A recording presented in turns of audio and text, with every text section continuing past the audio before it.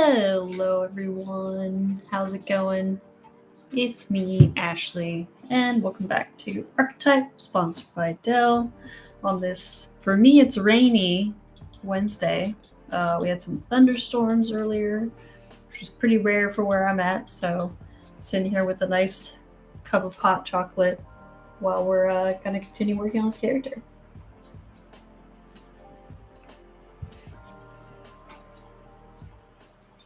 So if you're in the chat, as always, you can say hi, ask questions about what I'm doing, what the process is, and whatnot. I've got one already. Hello, Felipe. Nice to see you there. And yeah, we're going to get kind of cracking back on this guy. I think we might be able to actually finish him today because he's such a stylized, like, simple character. We'll see. Still got some hands to work on and, you know, to refine some things, but I think depending on what we do, should be good. So I think I'm going to start first by kind of like ZBrushing and cleaning up some of the geometry so that we can get something really, really clean. And then we can kind of go from there. At least that's my current plan.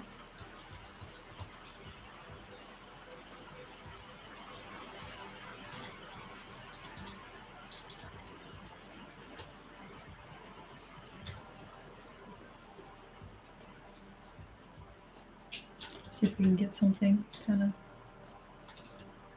cool out of this.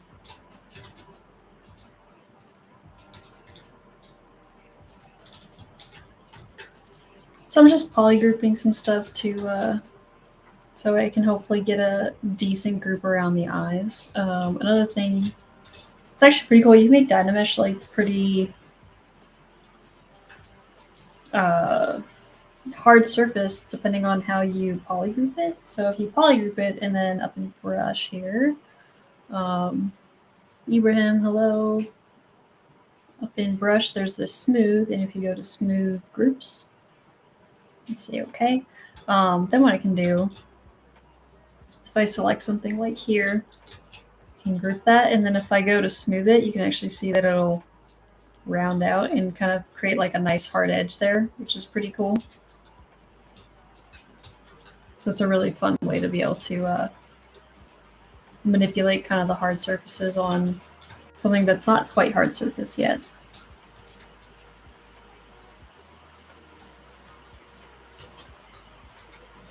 Kevin, hi Kevin.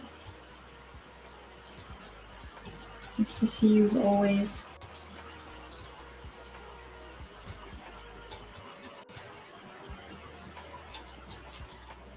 Ibrahim's asking, what's the model for at the end, or is it just concepting? It's kind of just concepting. This is eventually it will be like a game model, but I won't be demoing that on the stream just because that takes a long time.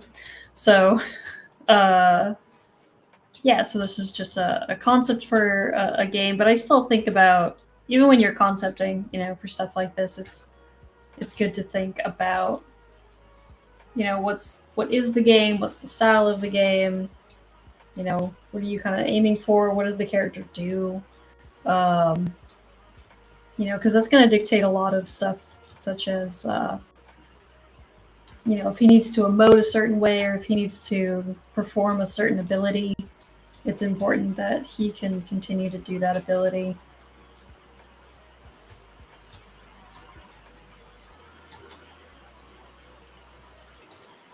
So I'm just giving more examples here of how you can actually take Dynamesh and clean up the edges quite a bit, which is pretty cool.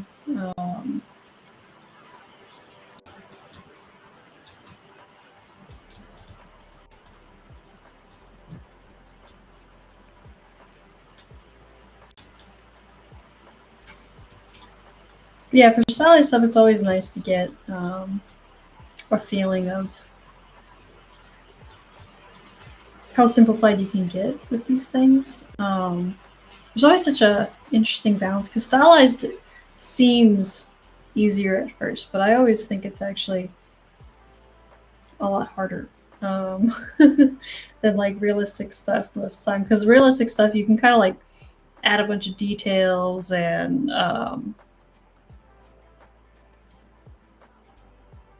try to fix that. That's a little better. Yeah, you can always add like a bunch of details and stuff to kind of make it look a little bit cooler than maybe it actually is. Whereas stylized is so simple on shapes that, you know, if one of those shapes is wrong, it won't feel right.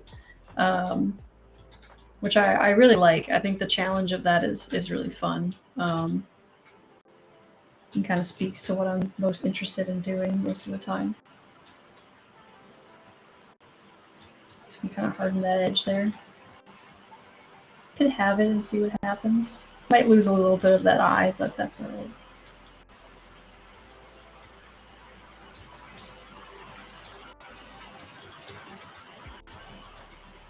So the goal is just to get something ultimately cleaner. And I'll try to go as low as I possibly can with this stuff. Just because it helps keep the shape a lot nicer. And then I can always recolor and do all that stuff afterwards.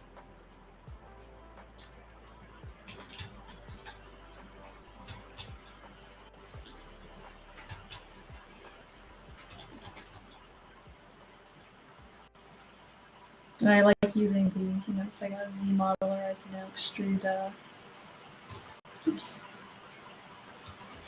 extrude this on in to get some more depth in there. And I could crease it, but I don't think I need to.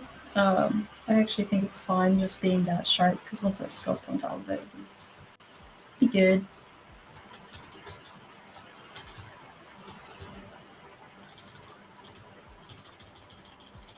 Lovely proportions. Thank you. Thank you. I don't know why I wanted to read that like Smog when in which one is it? The second one of The Hobbit, where he goes, lovely titles, you know. It's Benedict Cumberbatch talking to Bilbo. So I don't know why I immediately read it like that. That's what came into my head. Don't judge me. Smog's awesome.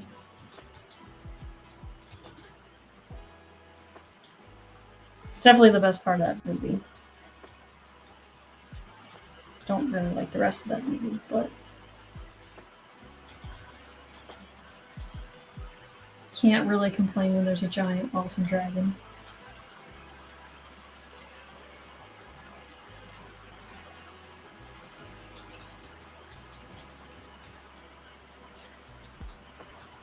Cool, so his face. And his horns, it could be potentially easier just to like actually just model it. Which is sometimes something that I like to do. So I can start with like a cube here. I'll just start with like the bare bones. And I'll get kind of an idea. It doesn't have to be in the center. I want to keep it in the center so I can mirror weld it or just keep it symmetrical for now. But I'll just pull it all the way up to here. So I like to start at the very, very end. And then what I'll do is I can just use the slice curve to start cutting in certain shapes. So I'll do kind of like one at a time.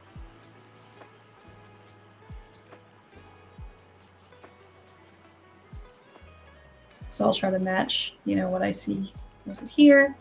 And then I know that this is going to require more curves. So now I can move this out. Move this out. Move that out. I can group the normals, crease it. Now I'm kind of getting something like that.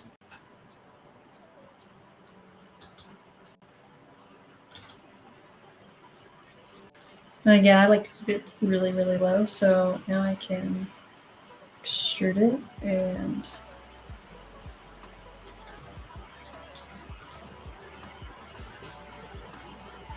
you can either slide. I want to get a cool like edge around it, so you can kind of do something like that. Might be able to collapse it, although I'm a little worried that it will collapse that, but let's see what happens.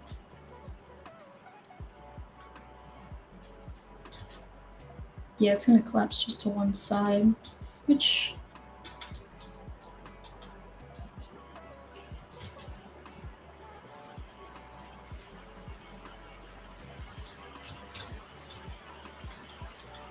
it's not the end of the world, we can just move it back.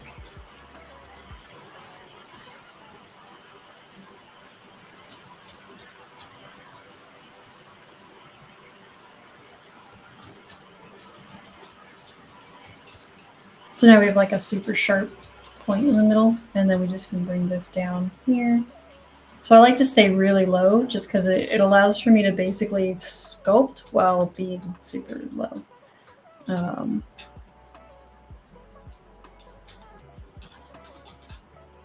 And now I can bevel that maybe a little more. And then it's all about polygrouping stuff in the right order.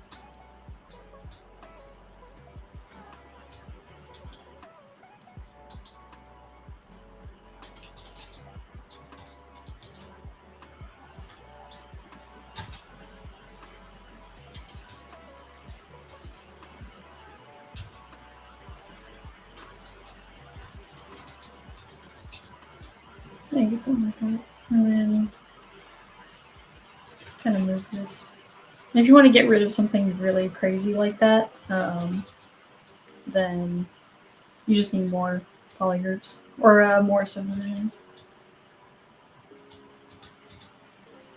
It's always picking a color that's what I...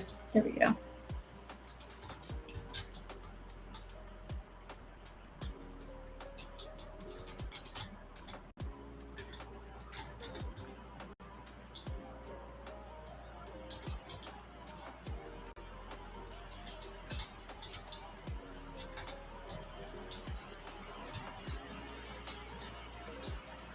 So now I can make this thicker.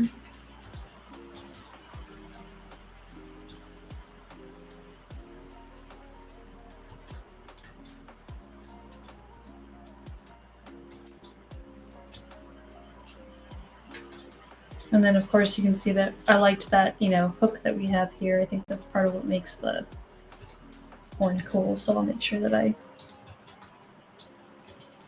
keep that in there.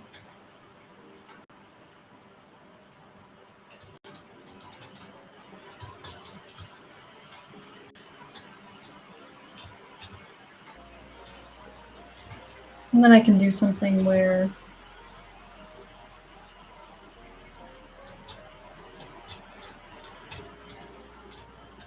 maybe this seems crazy for you guys, but once we're ready to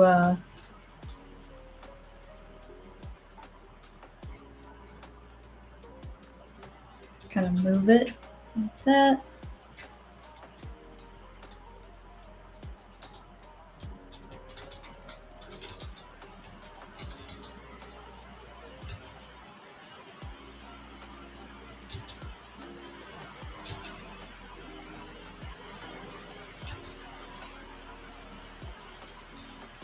Getting there.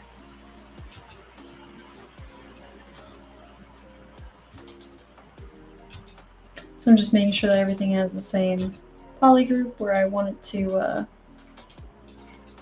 crease and stay. So now it can turn in.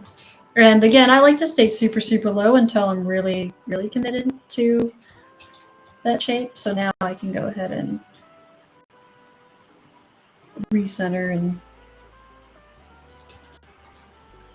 move that down, and then I can move this in. And then if I ever need to, you know, control that edge more, I can just always make sure that I'm...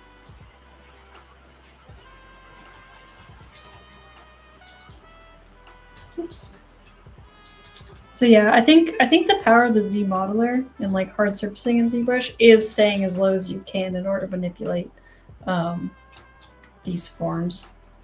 If you go too high res, then it becomes too difficult to you know, manipulate and control. But even just using the move tool now, oops. Turn on symmetry here. I can easily manipulate and kind of pull stuff around still.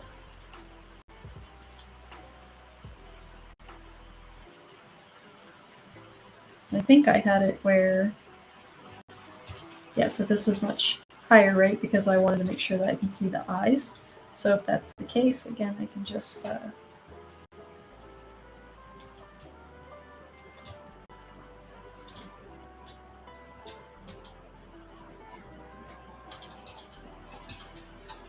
I can go back and fix the polygroups later, but I'm not going to right now. But yeah, I can now adjust those shapes. And if I wanted to, I could mirror and weld it so that way it becomes one big giant shape. There you go, now you have much cleaner horns, and you can change this crease level as well. So that way maybe you don't want them super, super sharp. I think it's kind of cool with them being sharp since it's kind of going with his character, but you can kind of adjust however you want.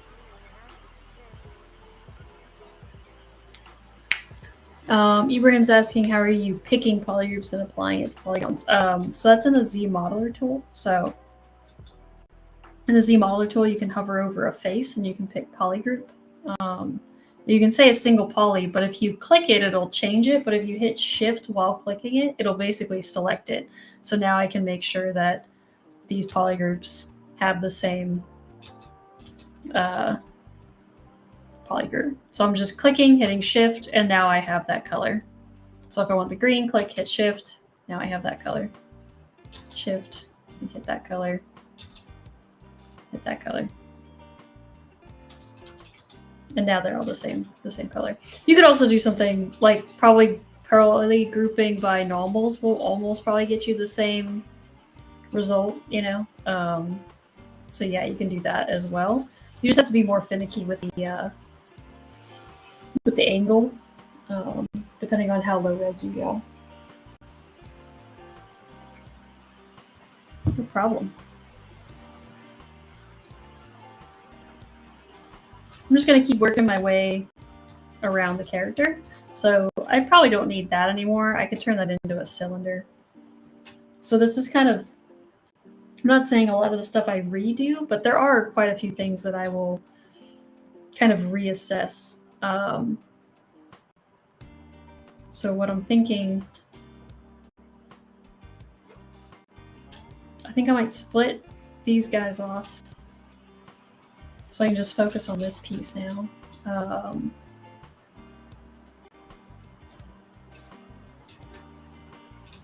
I'm going to combine them, and then I'll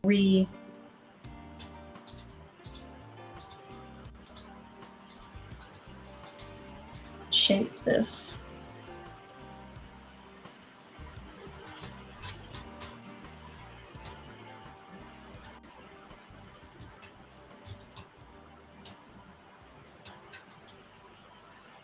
So I can kind of get something, and then this, it should be able to auto group. Now I'll get an inside, outside, and then I'll also make sure that, you know, this bottom part gets kind of some sort of loop, just so that way, hopefully we get something somewhat consistent. So now we can try to Z-mesh this guy, see what we get.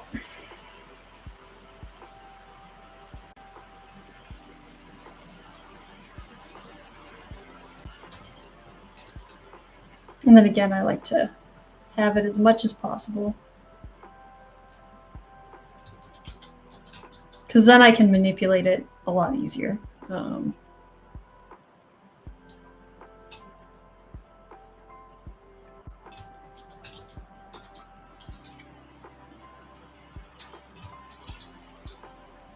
Right, so now that I have something kind of like that, I can go back in here and kind of adjust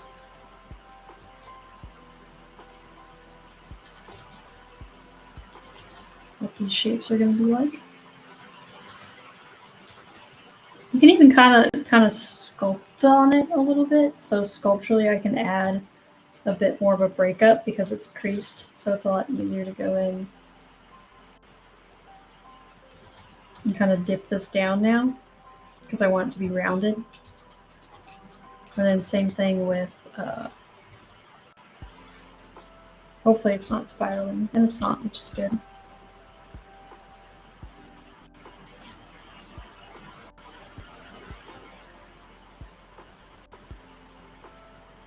Kind of want to be careful of anything that spirals too much. Or at all, really. Spiraling is dangerous. And what I mean by spiraling is instead of these being loops, it actually spirals in on itself. It creates just really bad geometry. But now I can crease this and kind of get like a cool little bevel. I'll just have to go in here and kind of adjust some of this. Could slide this back. Maybe slide this a little bit more down now so I get something a bit more rounded. And you can always isolate a polygroup too, so now I can isolate this polygroup and just make sure I'm pulling out this purple here. So again, staying low allows me to almost sculpt while modeling. I think that's what I like the most about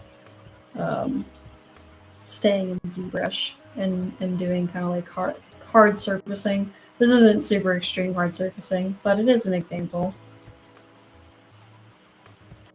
Okay, Sato, hello, how's it going? It's a rainy day, so I've got my hot chocolate, man. It's awesome.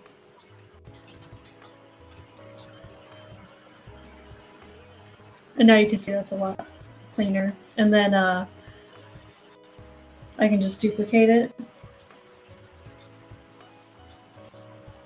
And I'll just add a cylinder to the scene. And get that cylinder back where his neck was.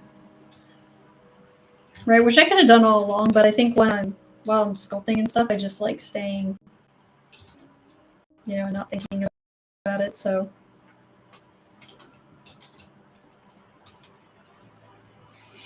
Cool. So I have these guys on here, but I think what I'm actually going to do is just hide them entirely, and then I'm going to go ahead and select this guy. I'm going to hit Control in his history. So what that does is that'll actually, it basically stores, I don't want to call it a mark target, but you can kind of think of it as a mark target. I'll show you why I'm going to do that. Because I'm going to go to my drop. And I'm going to just find like a kitbashed. I have a bunch of mech parts. So let's see if I can find something maybe cool in one of these. Let's try this nuts and bolts one. So we can find something kind of sci-fi fun.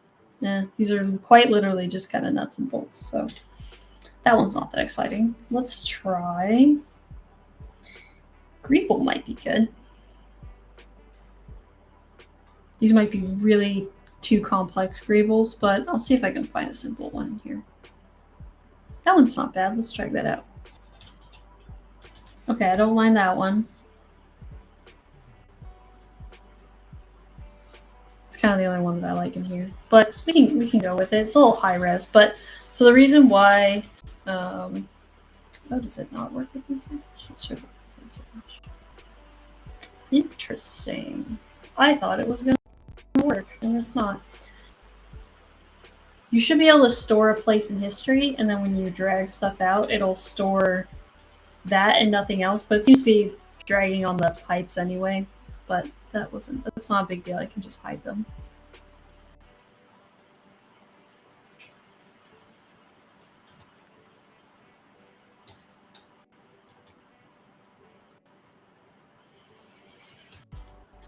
Part of me saying it's too high res. I'm just gonna make my own. That's more fun, isn't it? Making your own.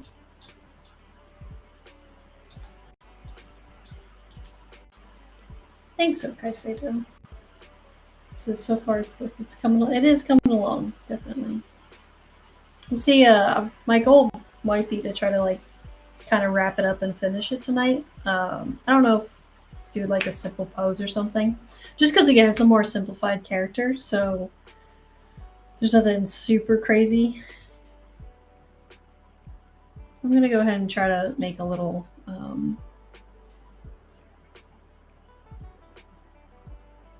of bolt here. Or like a cool sci-fi, you know, something. That's kind of what I'm thinking. Give you guys a bit more, maybe insight on my workflow for this type of stuff.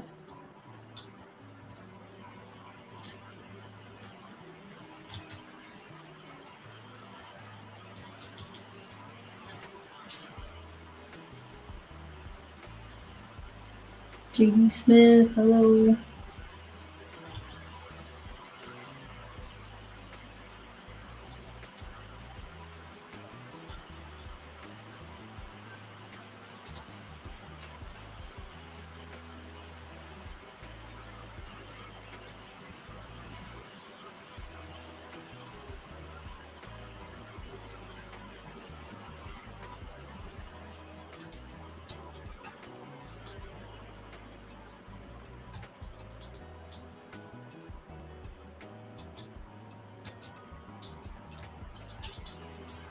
I feel like that just goes with what he is a little better. So go ahead and create that as an insert mesh, say new, and then go ahead and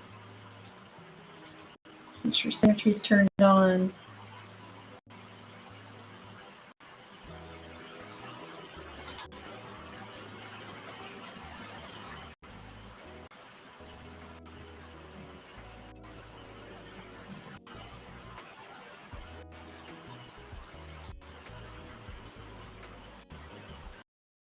See how that looks. I think it actually would be cool if it bulges out more, so that's what I'm going to do.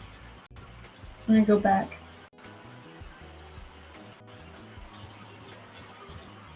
I'm actually going to extrude this out, and then I'll get rid of this mesh here.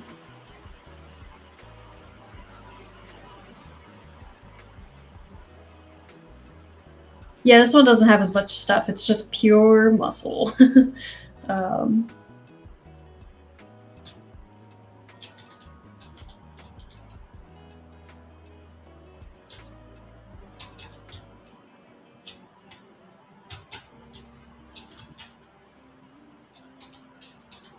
so we're going to do that, and then I'm going to see if I can get maybe something that kind of like encapsulates the pipes that it'll be on. So extrude that out. And then maybe I'll just slide this out a little bit. It's very weird about selecting triangles sometimes, but put that down.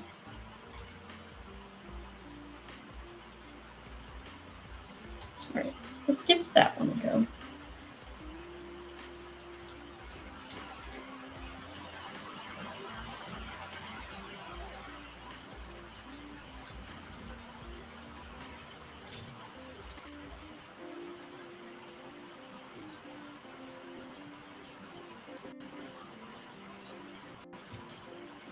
Just trying that local symmetry.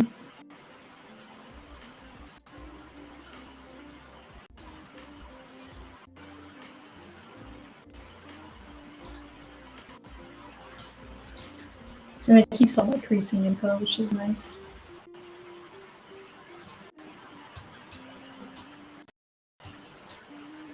I mean, I could probably do something where, if I'm clever about it, I can kind of duplicate it and then try to rotate it.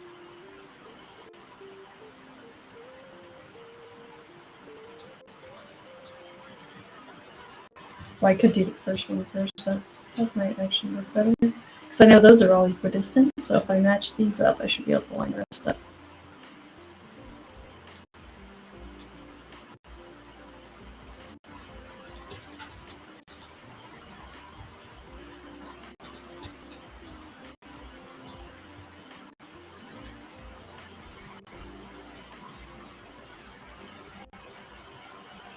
Now I'm just kind of haphazardly moving it until it fits.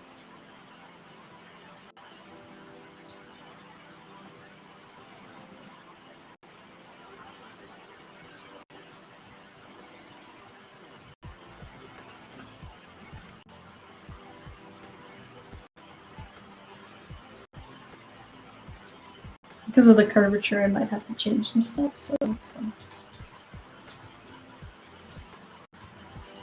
Cool. This Cyberpunk All-Star skin, yeah. You make me blush, sir. I wish. I wish I was actually doing that. That'd be cool. But it does look a lot like that. Very heavily inspired by that, for sure.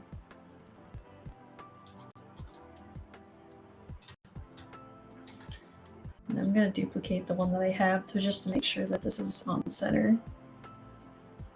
You know, if you want to see the skin, just let, you know, go tell Riot, man. Go tell him. Like, yo, this chick just making, like, really cool leaks here, you know? Go vote it in. That'd be awesome.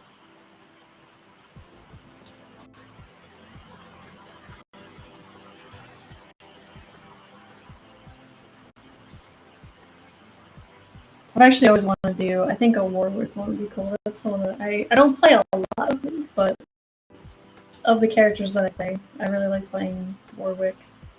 And I want to try Set, but I also play Mordekaiser as well. He's super fun.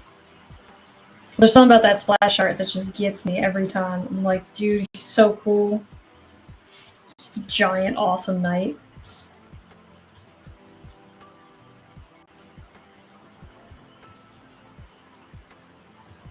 Their new splash art. He did them real good.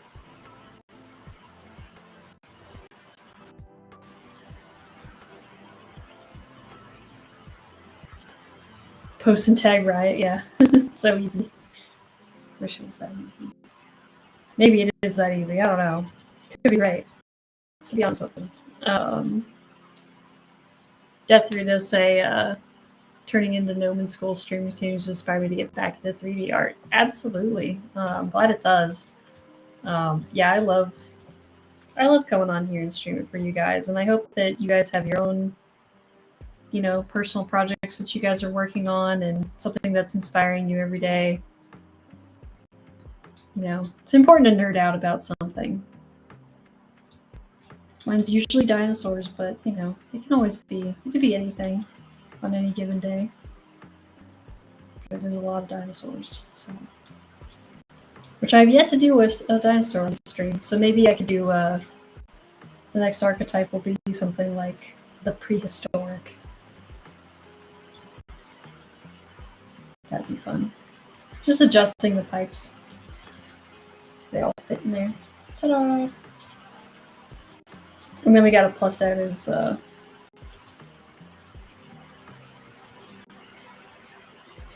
actually gonna extrude this in and then kind of make like a beveled lip here. Oops. And then what I can do is, since it doesn't, you know, match, I can pull this down and make it feel a little bit more like a rib cage or something.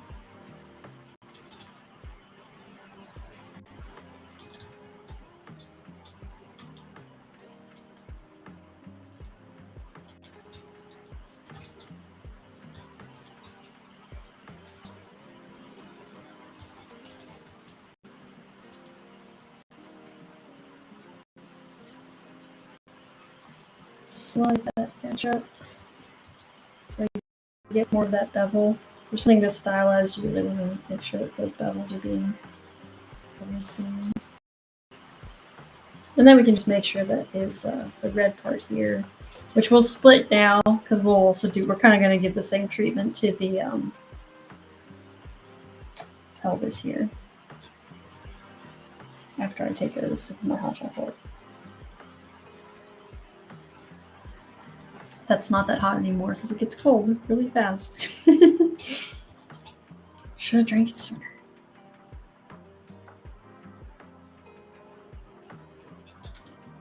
But yeah. What's like characters or like an era, or I don't know, what's something that inspires you as an artist? What do you love to draw, you know? I'd love to hear what people have to say. If you want to, of course.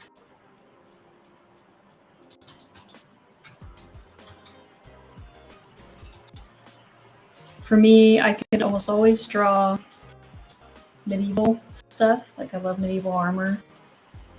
I love drawing armor. And I also love like feudal Japan. Like Edo era stuff is it's kind of the bomb.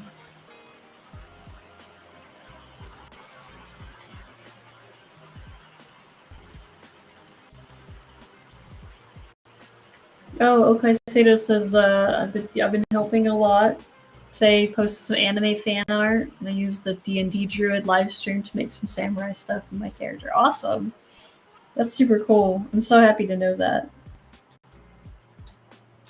That's what we do. Artists are supposed to inspire other artists. That's how it goes. Make cool stuff.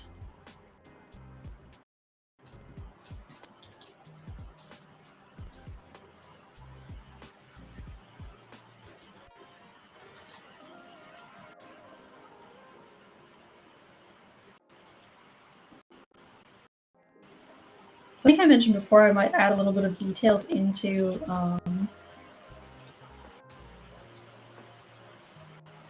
these shapes, but first I'll probably remesh it. Or my muscle stuff doesn't have to be remeshed super fancy or anything. It's just a way for me to get some subdivision levels, just to have something a little cleaner.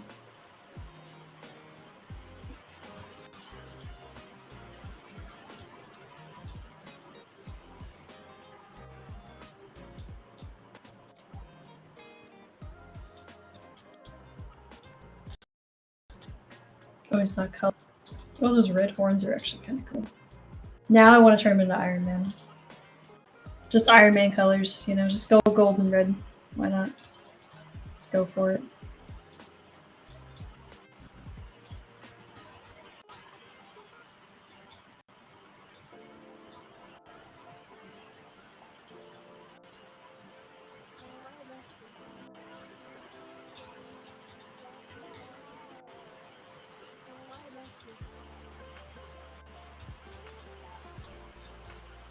Refill that back with some poly paint.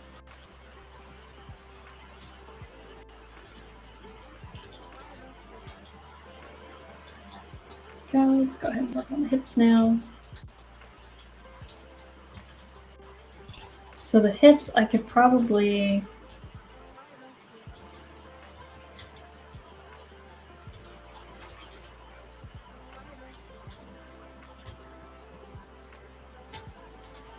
let's try this as a shape first. That certainly worked. I'm gonna hide that. And then we'll make a circle here.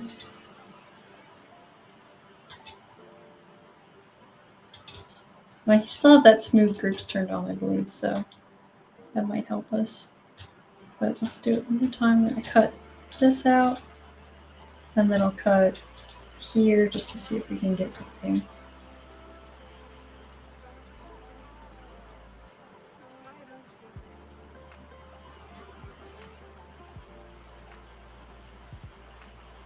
And then again, I'll just keep having it until I've halved enough. Get it?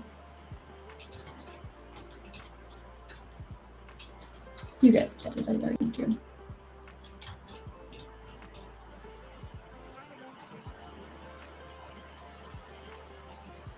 Ooh, that's ugly. I don't want that.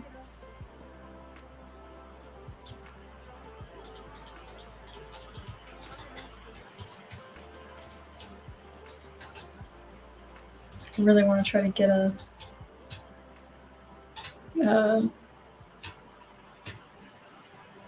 circle going. So let me see if I can do a slice circle.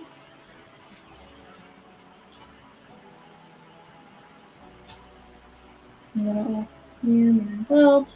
And then let's try to Z-remesh that. Ooh, it really doesn't like anything that's happening here. I'll just make that all one group. How about that? Let's see what happens now. It's trying so hard. I know it can do it.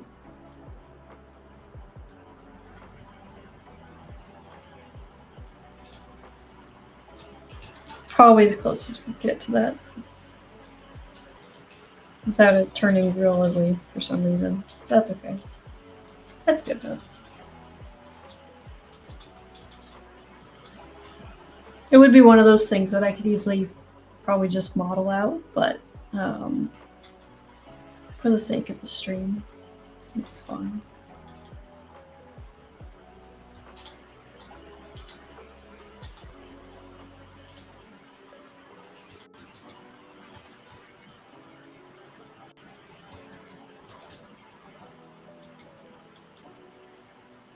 I'll just make sure that the edge width is interesting. So making sure like this tapers and stuff like that.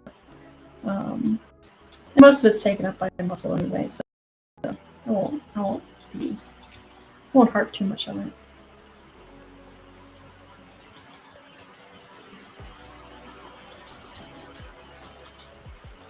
I'm just working my way around the white pieces.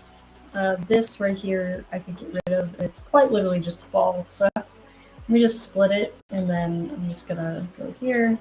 Oops. And just say sphere.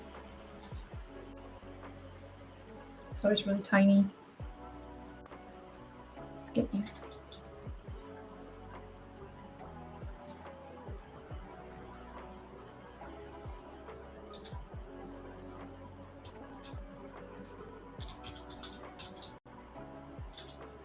There we go.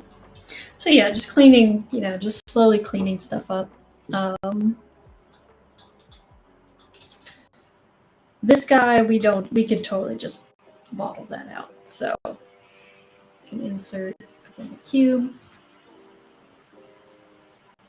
I never really liked this shape to begin with, so I definitely also just like, let's scrap it. Let's do something more interesting.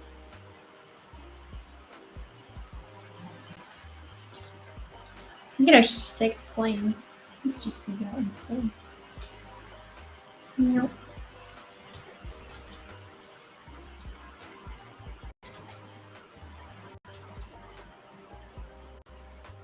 Pull this out over here and just kind of work on it for a second. So I want to kind of get the length right. And it doesn't have to be symmetrical, so I can move this over here. And just try to line up. And then again, I just like using the slice curve. You can insert mesh it too, but I don't know, I just find this just feels faster to me. So now I can grab these and find that curvature for the top. And then it's still going to be flat, so now I can go ahead and grab that. I can drag that down. Grab that. And drag that down. Again, I like to start getting kind of the whole shape first, and then when I want to add or accentuate something, now I can go with the Z modeler and do, I could do like a little bevel to get a bit more resolution, right? To start matching more of that. And then I can start thinking about like how I want to taper it. Again, I like being super low because it allows me to sculpt without too much thinking. You don't want to spend all this time on like crazy topology or anything like that until you know what you're getting yourself into, right? If you don't like the shape, there's no point in inserting edge loops right now, or ever. So yeah, just start with those low planes and then just slowly build on top of it.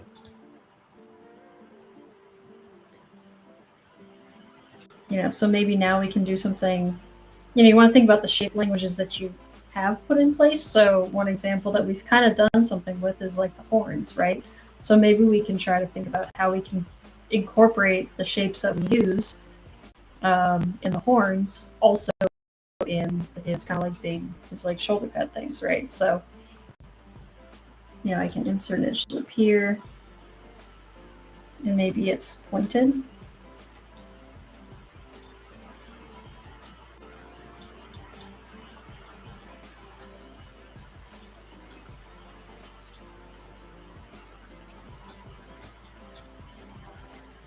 And now we can polygroup it. Of course, it turns almost the same color. Come on.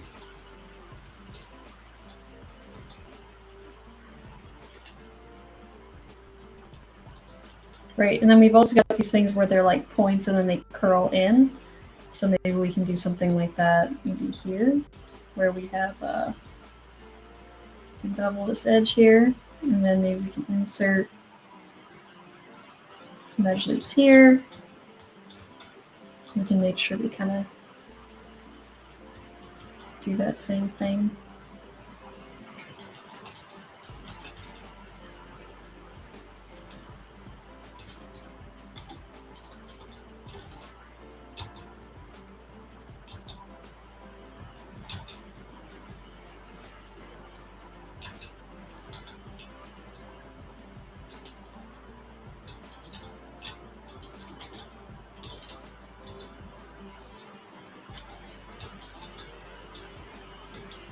And really make sure you taper this in, pull this down, so it comes more to the point.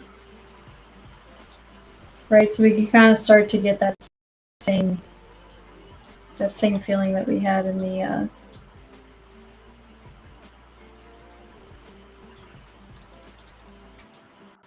horns.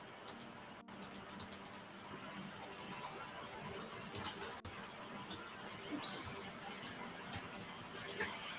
We could do something kind of cool where maybe it flares back out. So maybe something where you're like here. And basically just like add more horns.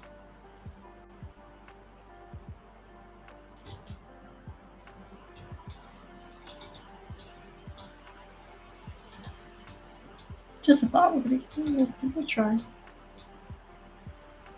And then we'll kind of curl this down. Curl this down.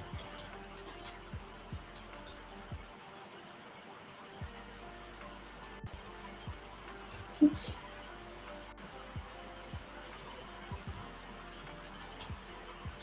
It's kind of fun. I think is it rounding? Let me see.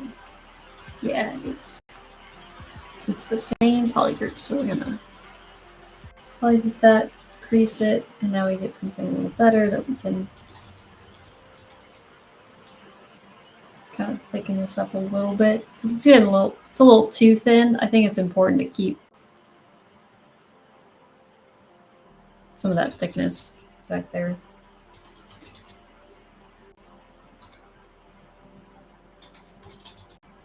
Awesome.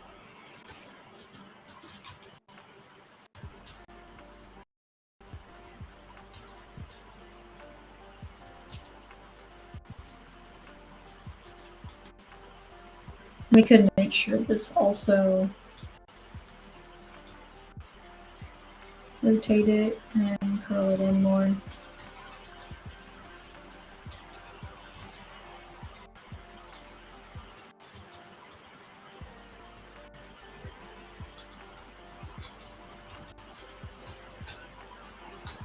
So see, now we have something that kind of follows the same language as our horns here.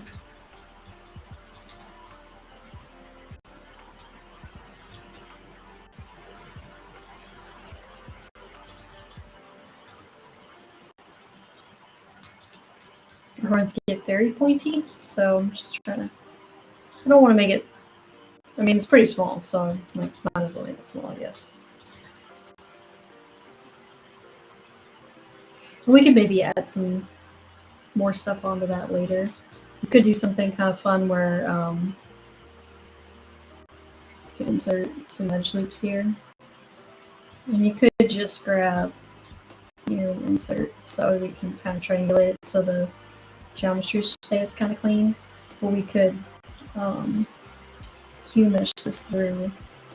Oops. I have to do it on the others. Oh no, it is on the other side. Should be able to hue mesh that through. There we go.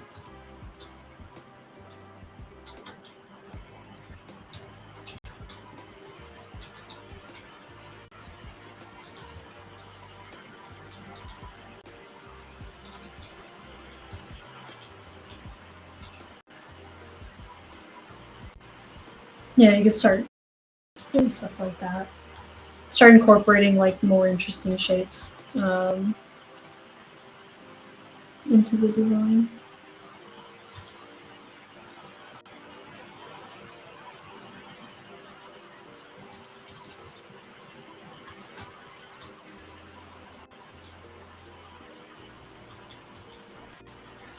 Cool.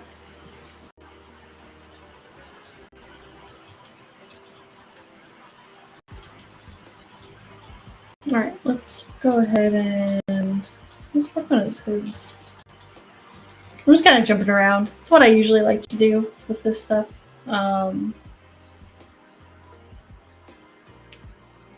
Jumping around from place to place kind of helps keep it fresh.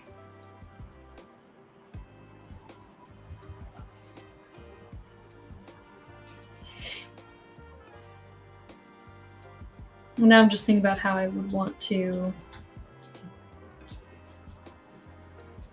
try and execute this. So we could keep it, you know, all kind of one shape and then just kind of insert some meshes in there for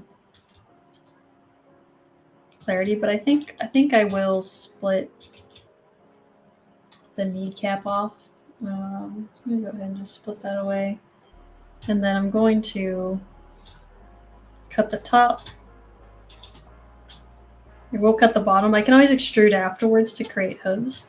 But I'm actually going to grab this and grab these guys. Oops. And I'm just going to delete hidden. And partly why I do that is because ZBrush will be nicer to you when you have open holes, because it can only make basically a loop there. So it's just an easier way to guide ZBrush on getting a shape that you want.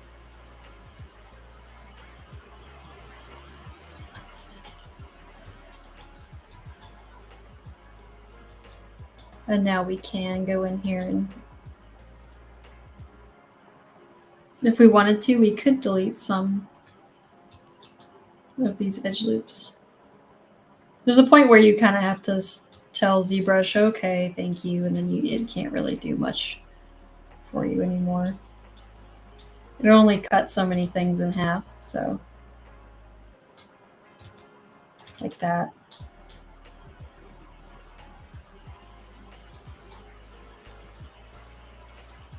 You might be able to also make a hole back here and then get, oops, which we kind of already have, so we could do that. And then again, it's just a way to help ZBrush not make any weird mistakes while you're trying to create a low res. And I will start doing stuff like this to generate something really low to start with, and then I can always, you know, go in and manipulate it after the fact. You can retop on top of it, or, you know, do anything like that, or retop using this geometry now.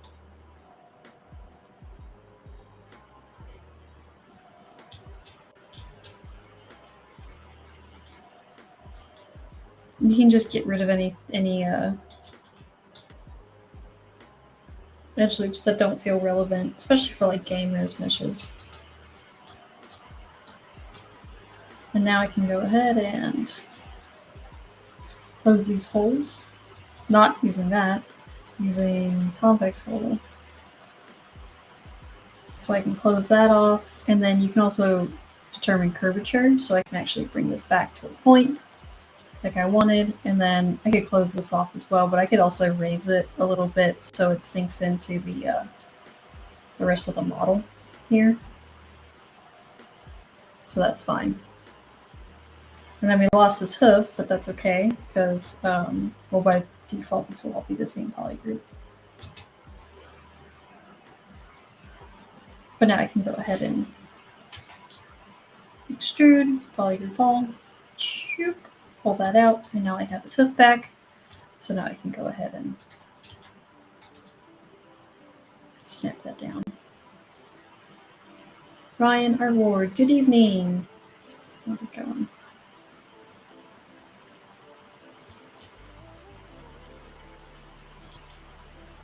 And now I have his hoof again. And then I could do something where now I could extrude this out if I wanted to also to create, you know, the little hoof. Maybe I want to kind of slide that up so it's not as harsh, right? It's a little bit of a nicer bevel.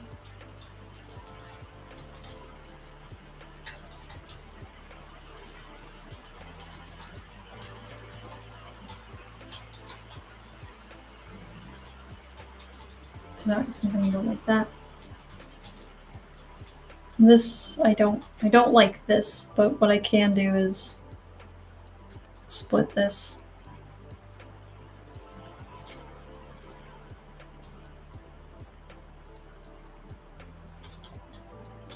And that'll give me a little bit more right there.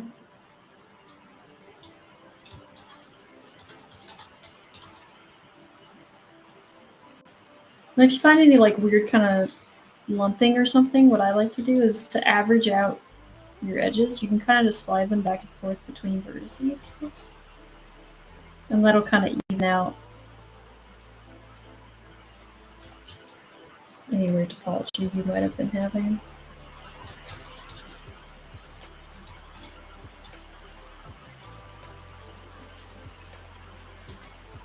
So now we got that. And dynamics turn on. Go. And now we can focus on making the knees. So, I mean, I'm just using this to get basically a position, but then I'll take this and let's make, I'm trying to make a, trying to think of what shape would be best to start with. I know what kind of shape I want to go for, but could probably just do a good old fashioned cube, you know, a cube never hurts.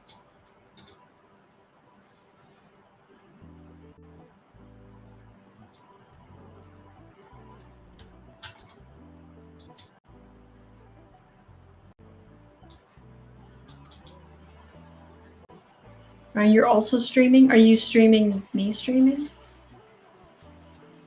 That would be amazing. If you just had a stream that was just about watching other people's streams. And then your streamers are just like, I love watching streamers stream streamers.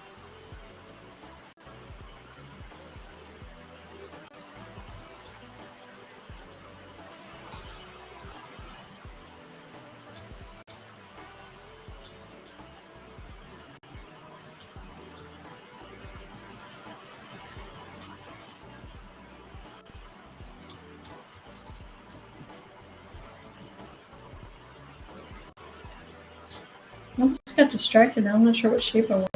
I've had it.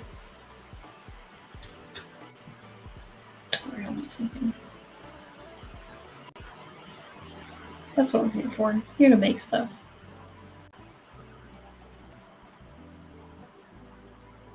Streamception. Nice.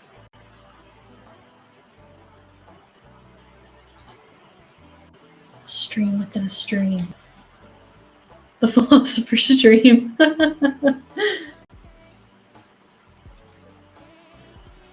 It's a good one. It's a good one. I like it, Scroll. I just need more stream things. Feel the streams, right? Now I'm trying to think of all the movies that got.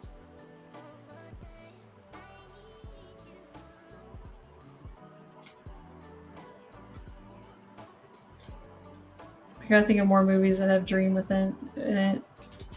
This is what a chat is for. Give me the puns. I demand the puns. Stitch. No, don't delete it. Stitch it. Thank you. Stitch it. Get it? It's getting too late. I'm probably getting too tired at this point. Hot chocolate, something in it. The Shaw Stream Redemption. Midsummer Night's Stream. I like it. I like it. There's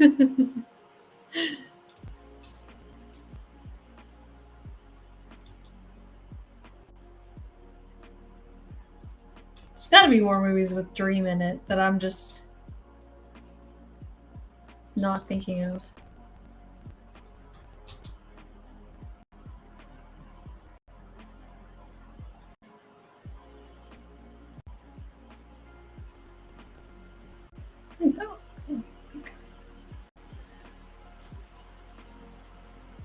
Streamception.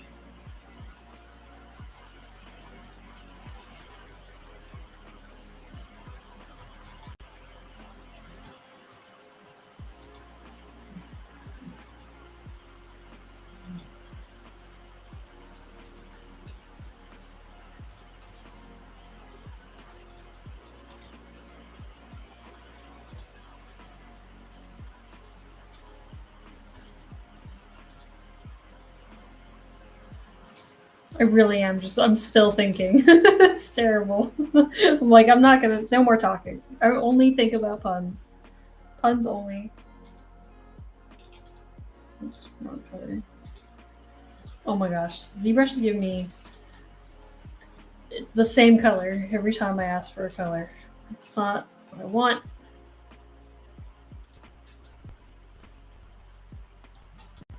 Again, I'm trying to figure out how to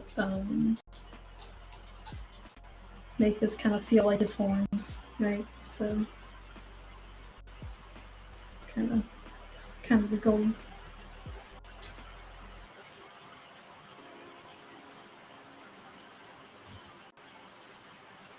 The Punisher, yes, yes. I love the idea that the Punisher is a guy that, like, when, I don't know, you fail miserably at your job and you're really sad, he has to come in with the worst puns and just ruin your day even more. That's what I'm picturing.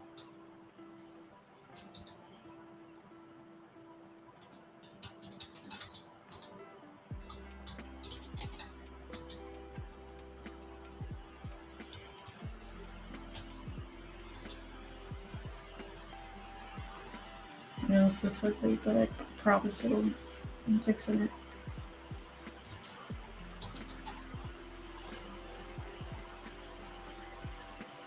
I didn't give myself enough edges, that's why.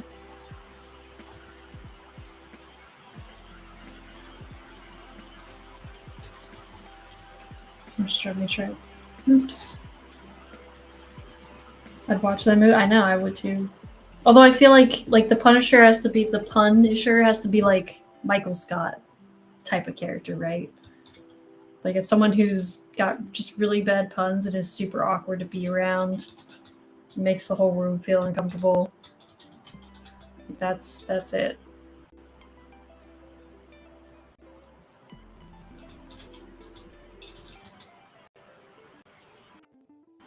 Some scary pointy kneecaps now.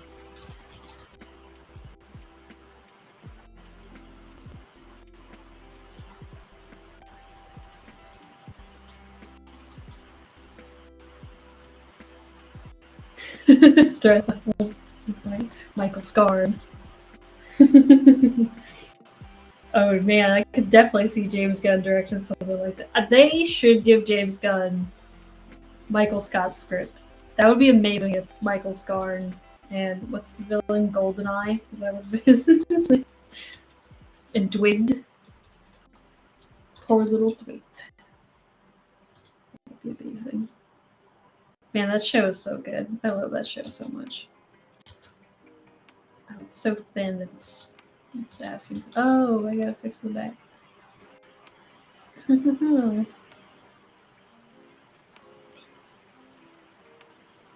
Nope.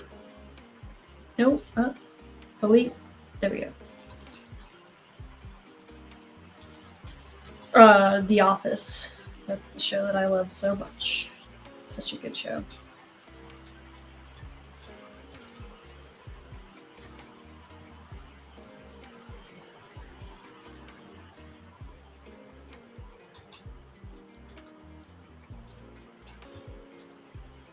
When it was on something that I used to own, I would watch that show pretty much every year, religiously. Like I loved that show.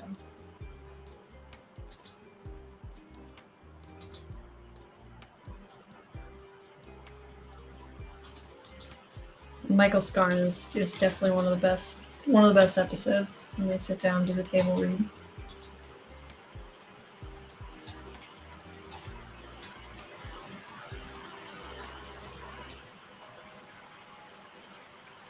Oh yeah, you just gotta just binge it. Just watch the whole thing. Well, you don't have to watch the whole thing. I would say up to like, I don't know, maybe season 5. The moment things start wrapping up in the main story, and then like when Steve Carell leaves the show, it's not worth watching anymore. But before that, it's a banger. And try to show.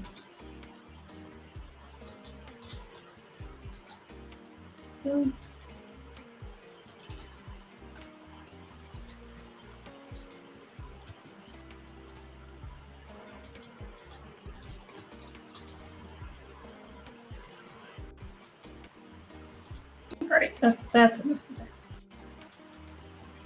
I still got hands to do, which I might just steal hands from another project, you know. Could potentially do that, but I won't. We gotta make hands. I'm gonna duplicate it. And, this guy. Yeah, if you come in here and you start just quoting The Office, I mean, it's official. We're just gonna be best friends, so.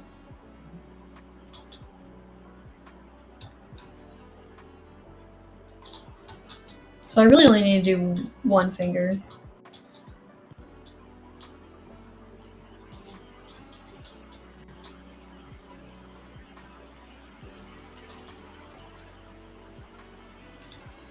I'm just trying to think of how I would want to. How blocky do I want his hands to be? And also, like, how, you know, do I want them to be, like, super robotic kind of thing? I think it might be cool to. Let's see what this gets me. Oh, sorry. Yawnville over here. Right.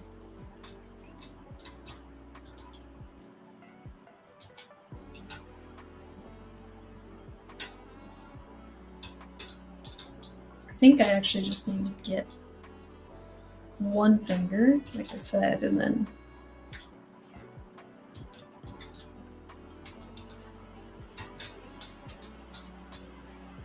okay. So I'm gonna do now.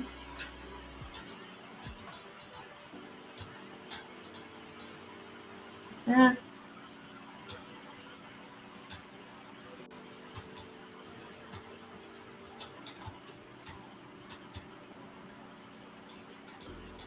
So I'm basically just going to create basically like little tiny strips of polygroups that I'm just going to get rid of. So I'm just creating holes in the mesh so that way ZRemesher likes me more.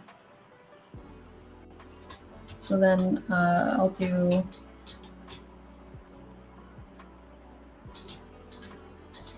one here because I know the other finger will go there eventually. And then I'll do cut off the top here.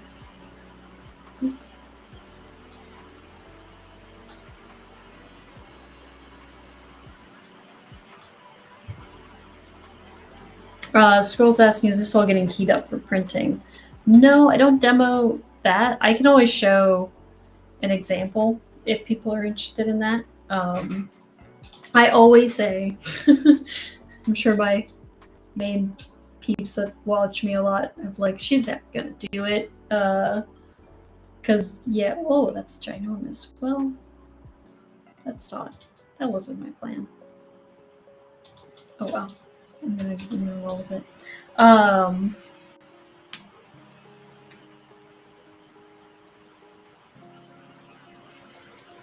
Yeah, so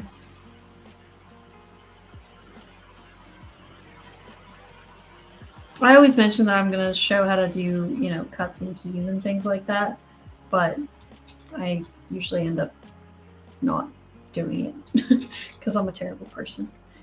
Okay, cool.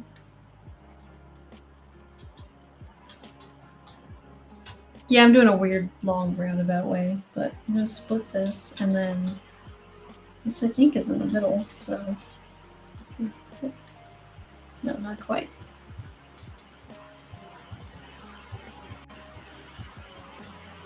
Oh my goodness. Do the things that I want you to do. Okay. Oh no, it is in the middle. Okay, great. Because what I'm going to do is I'm mirroring weld. So now I get 2 fingers and horrible geometry. So if I know that, an easy way to get rid of the horrible geometry is you can just take this and just extend it. Because you're going to be deleting that side anyway. Sorry, my thing's going crazy. There we go.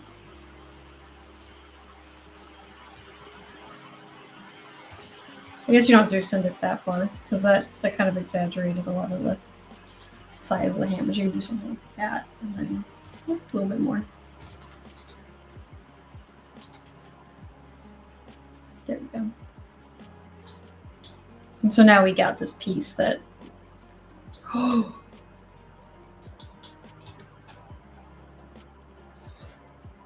Bro, yes, I know.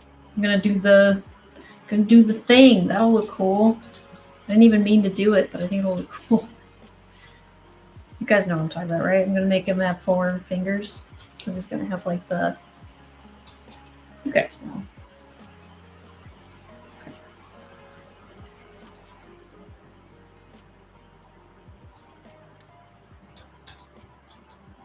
Oh, that's what's on local symmetry. That's why I was extending. Oh, wait, no, it wasn't. Weird. Oh. I don't know. Maybe I turned it off and wasn't paying attention.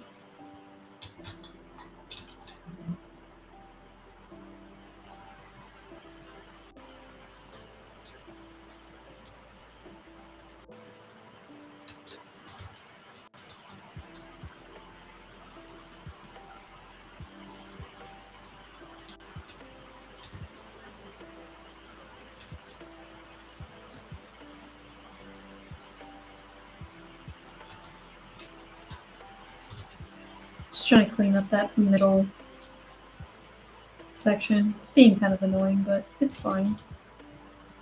If I was focusing more on being better at the topology, I wouldn't have to worry about this so much, but that'll be fine.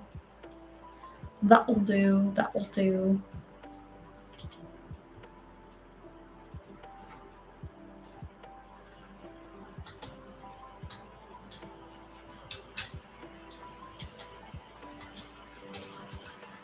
So now basically I'm going to take this as like the exterior, and then I'll just make like a fake interior, but now we have like kind of like a bony, you know, outside, so that'll be cool.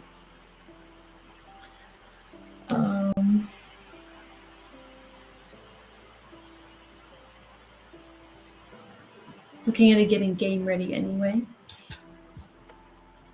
Yeah, this is technically supposed to be for a game, but I usually on this stream just tend to do the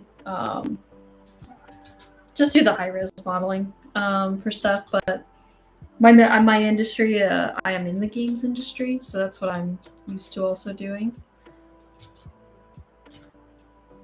But the pipeline is so long most of the time that it's just easier to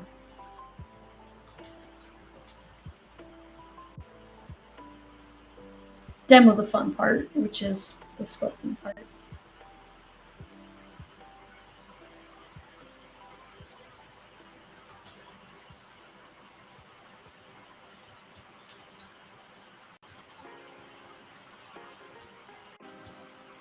So I can do the same thing where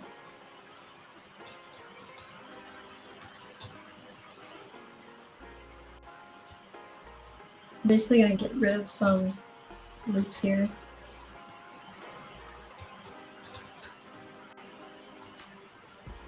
And then I'll merge it back down.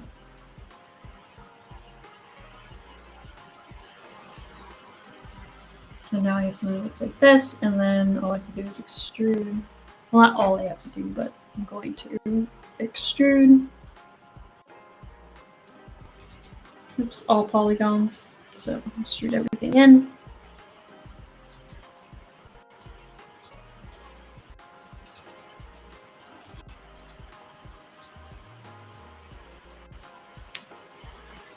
I've heard 3D Coat's really good for retop and UVs. I've yet to really play with it that much. I always mean to, and then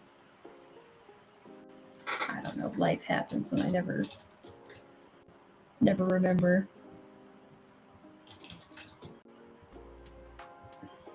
But it is a really good software. It's really good for like hand painted texturing stuff as well. So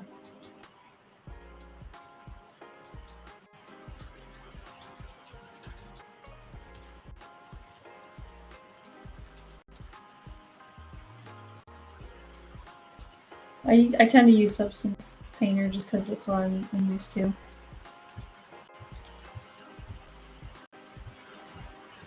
But really, it's whatever program you're comfortable with is what gets the job done.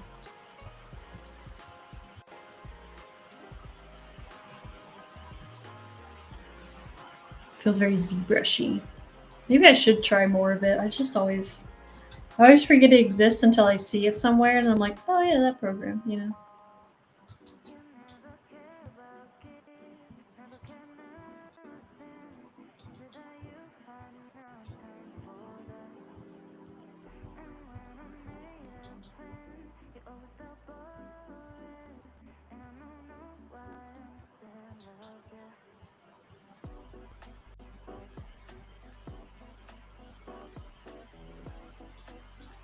Ah, what is that? What is that? Oh, it's hideous. Why'd you stitch together, you weirdo? Alright.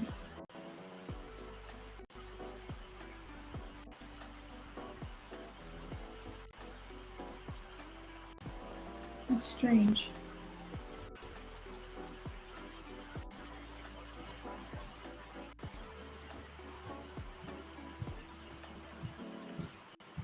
All better. Okay. That's so weird. I guess it is pretty thick, though.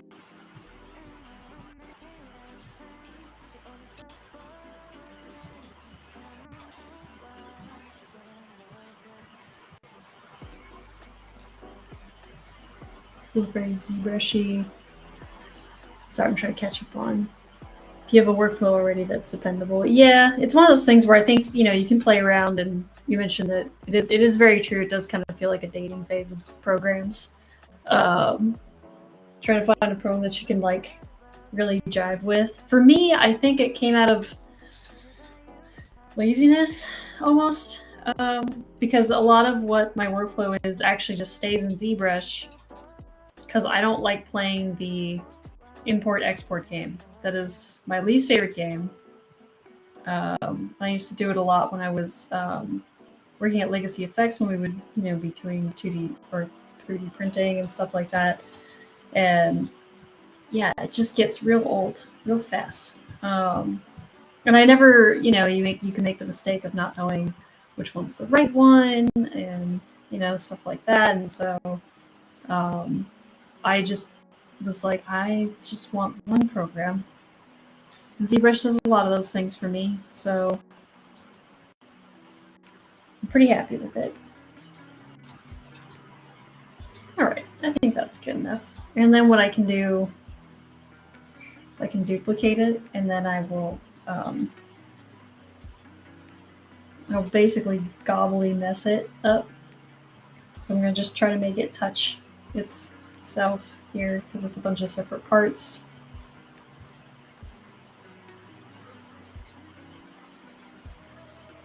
And then I'll do a Dynamesh.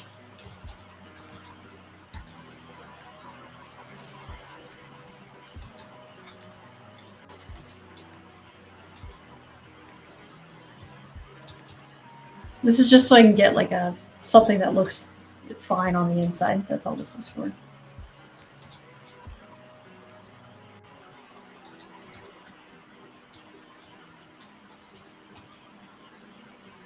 Try to inflate the inside.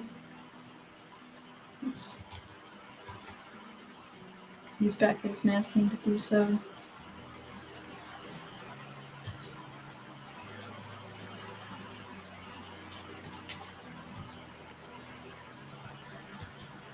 Just keep inflating it until it closes. There we go.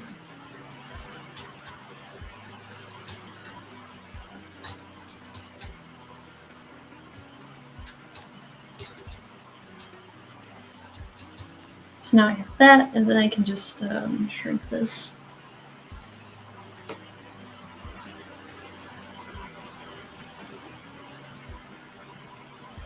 I don't like that game. Yeah, I don't like that game either. The exporting importing game is not a fun game. I wish ZBrush could do everything. It does a lot of stuff. It's pretty impressive how much it can do. And you can get very far with, as you've seen in this stream, you can get really far with just, ZModeler. Depends on what you're working on, more complicated stuff. I tend to actually use a Blender now for, that's not what come on now. Fill the object, there you go, here you go, got it, pick the other one, okay. I use Blender a lot for like really crazy hard surfacing, but you can do a lot with just the Boolean system. In ZBrush. The light Boolean stuff is great. It's just that hard ops is way more powerful. So. But I feel like ZBrush gets you a lot of the way there, which is nice. And it's the most fun because it's a sculpting program. I think in the new ZBrush they have Keep Poly Paint, which would be nice because I always remesh and then I lose my poly paint. Cool, so now we have his little hands, so I can go ahead and merge down with his inside. Now, go ahead and center that. Move that on over. And I can take his old hands and delete them.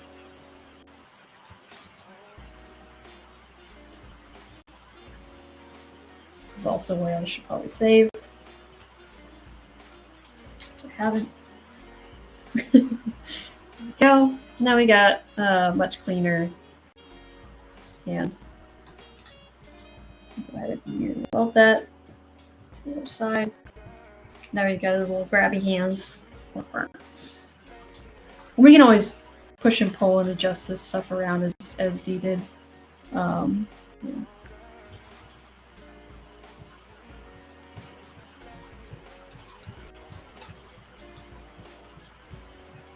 But we can move it in to make it feel a little bit more like bones now. Kind of start sculpting more like anatomical feeling. That'd be fun.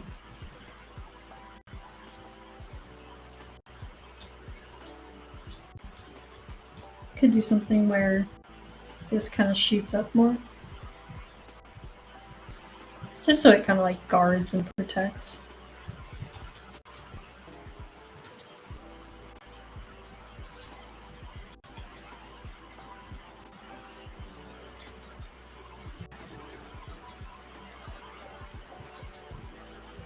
Cool.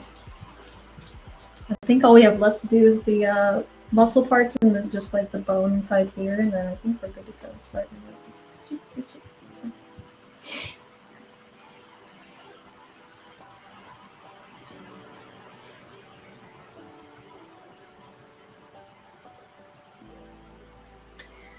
Yeah, with the new Blender update, it's super good. I mean, Blender, I don't remember which Blender they did where they did the whole revamp of Blender, but it's really good now. I use it for all my personal projects and stuff. It's also just free, so if you guys don't know Blender, it's a free 3D program, and you can do pretty much anything in it. You can sculpt in it, you can model in it, you can texture, you can UV, although I don't like their UV, but you can. I'm still learning their weird UV process. Split these off. I think I have a skeleton somewhere, but it's fine.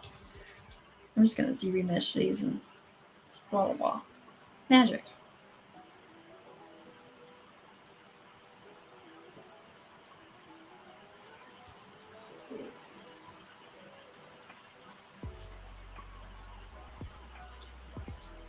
And I'll probably do the same with the muscles too, because I think most of these should ZBrush pretty fine. Because they're just bubbly anyway. Yeah, that's totally fine.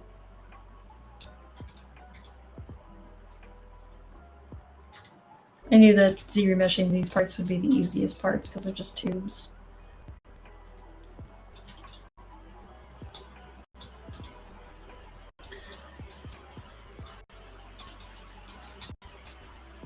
And then we'll do the same here.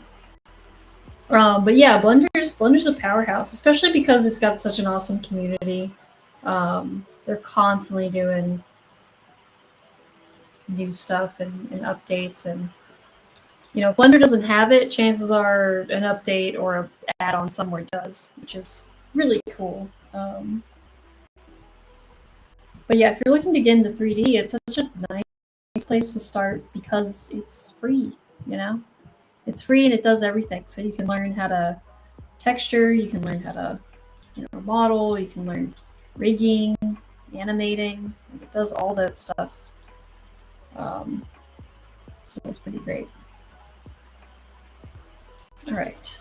I wanted to add a few last little details, and then we could probably just pose them and call it. So we still have about 30 minutes, so.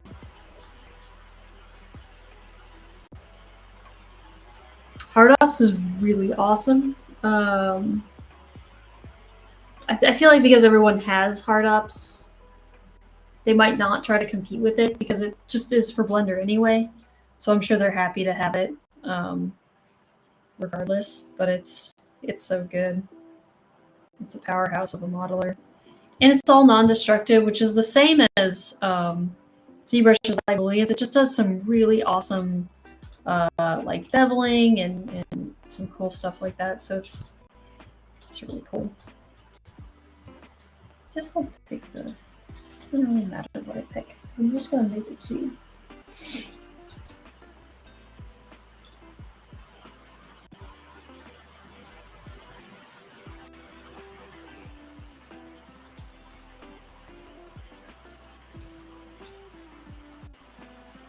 Such a high-res cube. There's no need for that.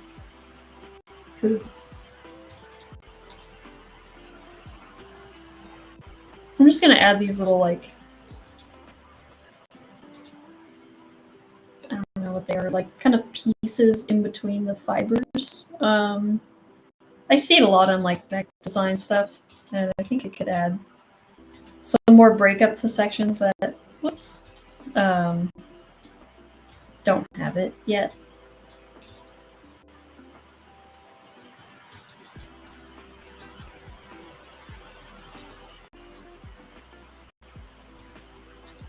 And that's kind of the last final.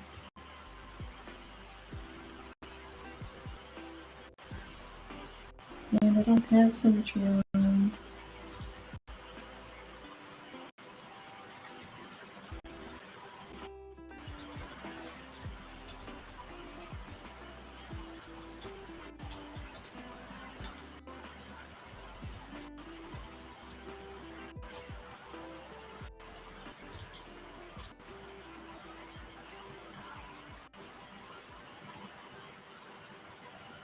Yeah, relearning how to do all that stuff is definitely annoying. No wisdom. Hello. How's it going? Welcome to the stream. Or if you've been lurking and you just want to say hi. Thanks for watching.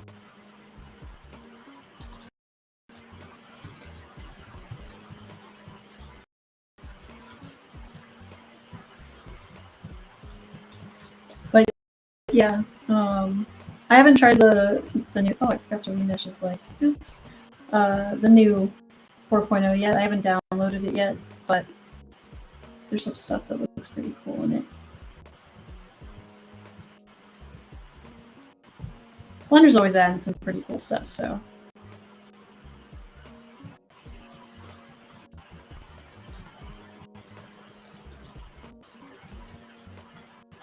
Let me grab this guy real quick. Boop.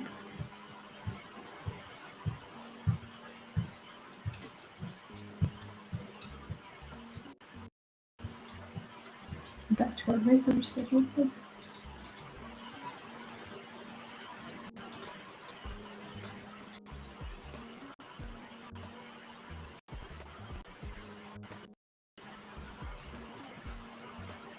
Yeah, it's just a way to give some slight more breakup to the model. And again, because it's stylized, I'm trying to remember also, like, we don't have to go crazy with these pieces. It just needs to be like a hint of detail. It doesn't actually need to be detailed. So, like, to be fair, I think the most detailed thing on here is his back, which might be just too much, but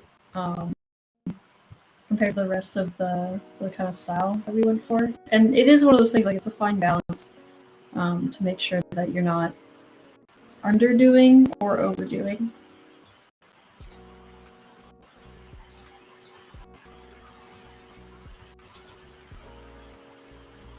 I think it just gives like a nice little breakup that makes it feel mechanized without actually really adding a whole lot of detail. That's why they do it. Maybe if you look at like Crisis or Mech Fiber stuff, they usually give these types of little breakups.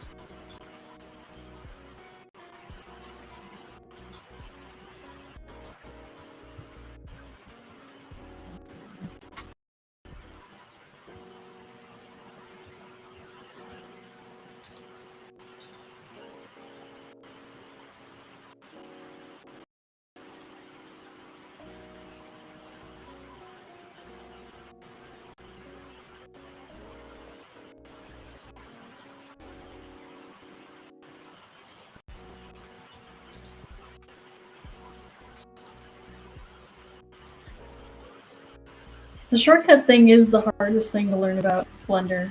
It's so many shortcuts. Alright. Cool. Yeah, I think these guys have like too much detail actually. But I'm gonna take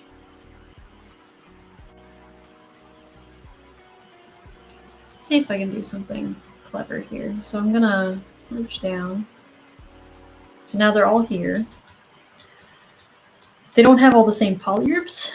So one thing you can do is you should be able to say in polygroups, group by normals, and then you should say merge similar.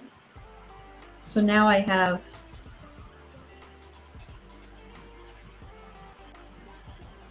similar groups, and I'm wondering, I don't think it'll let me do this. Oh, it does.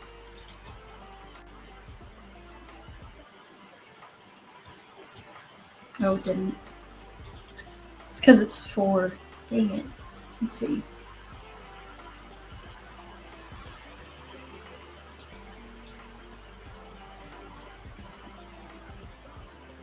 I wonder why it screwed. Well, I guess it's because it's 4. That's why. I was going to try to be clever, but it looks like it won't let me. because now that they're all the same poly, it is a very useful trick, because now that they're all the same poly group, like you could technically, you know, if I wanted to extrude this or whatever, like I can do it to all of them. So you can see it'll actually change all of them because they're all the same poly group. So if you lost poly groups and you want to, you know, do something to like all nuts and bolts or something, you can kind of do it this way. It's not guaranteed because what it's not reading anything except vertice count. So it's looking at poly groups that have the same vertices count and then trying to base it off of that. So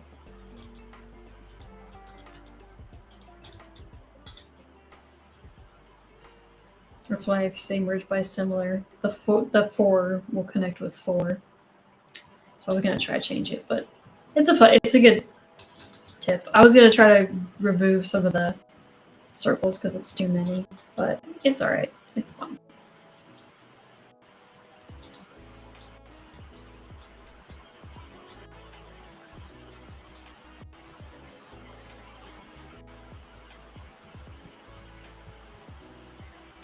I hope that's helpful.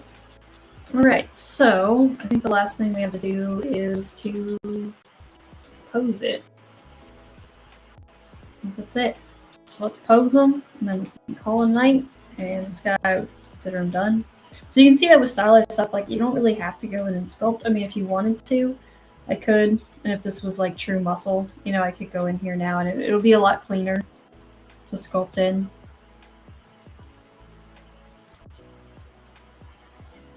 You know, some muscle forms if I wanted to, which again, totally can, but not necessary. Depends on how, you know, stylized you want to make it. But for now, I'll just leave it. And let's go ahead and pose it. I think I will go back to making him, maybe he'll be like quadrupedal, so he'll, you know, that's kind of what the original drawing of him was. So let's go ahead and try to do that, which shouldn't be that hard. So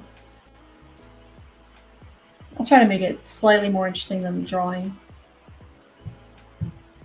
I know where what am I doing? Okay, it's plugin. I had it. Sometimes I do this thing where I think it's up there. So when I scroll all the way to the top and I can't find what I'm looking for, I forget what I'm doing. So I'm like, why was I going here? And then you're like, oh yeah. T-pose. Right. Ta-da. You can see that some stuff is flipped because ZBrush likes you to extrude out and I like extruding in because I like to model the exterior of my things. But if this happens and you need to pose it, don't flip it in here. Just turn on double and flip it later. So, all right. So what I'll probably do to start is I will immediately just rotate him all the way down. Well, actually, before I do that, let's hold on. Get a little ahead of myself. Let's group things that I want to move at the same time. So that I want to move at the same time.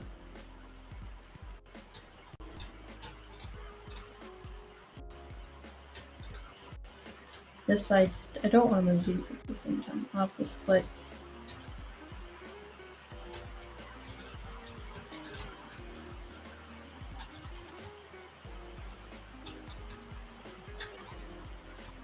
There we go. And then this guy. Take this, take this, take that. And then I'll go ahead and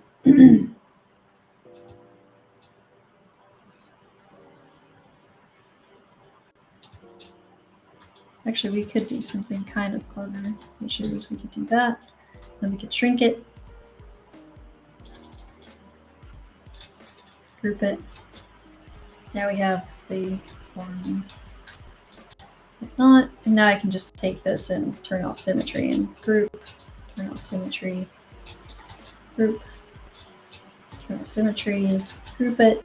I usually pose the hands after. I could probably pose them now since they're not that complicated, but grab this, group that, group it,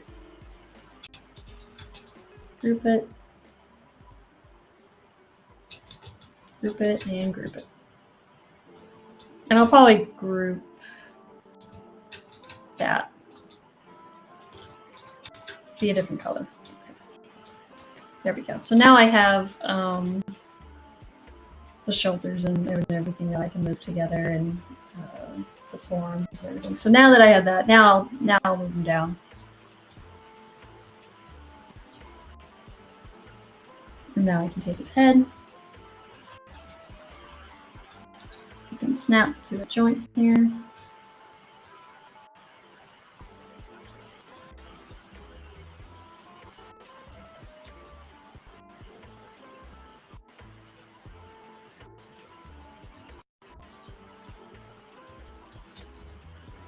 I wonder if I could maybe rotate it so he has like one arm up and then he has one hand that's like down or something. So he's kind of turning. I think that could be kind of cool.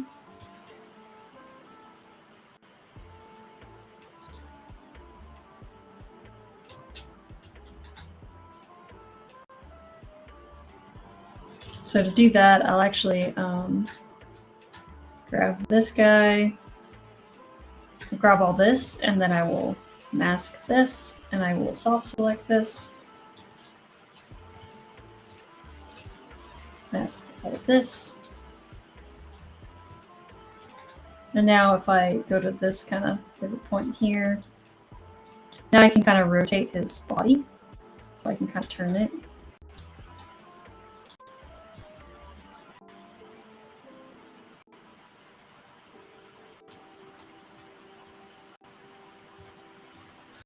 And I'm going to turn it the opposite direction because you kind of want that quadriposto. So if his head's turning one way, you kind of want his chest to face another. It's much more dynamic that way. Dynamic. You heard it right. And then I'm going to take his arm here.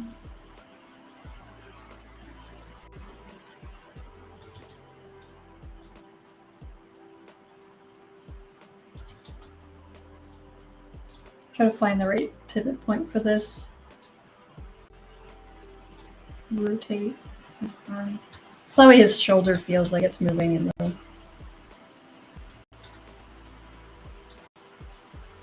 position.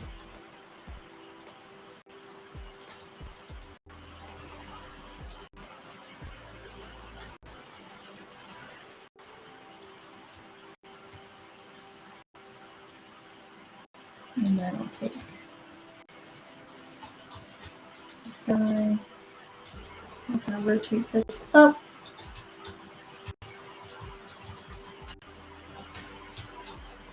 And then I'll move this down. Oops.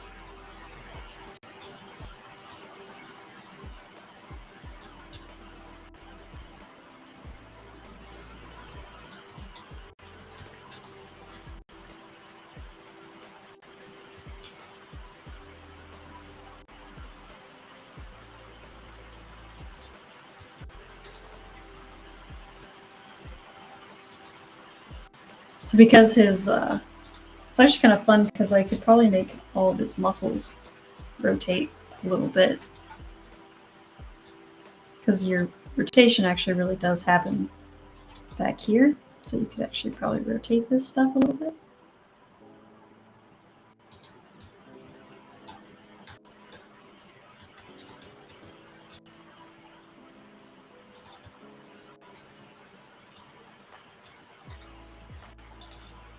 And then rotate this even more.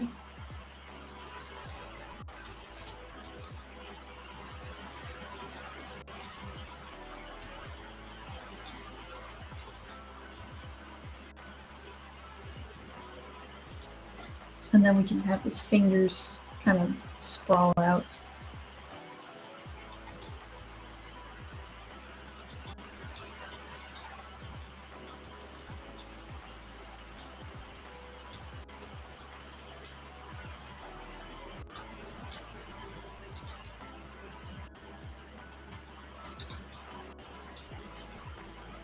I'm gonna really push his fingers to kind of squish against what would be the floor.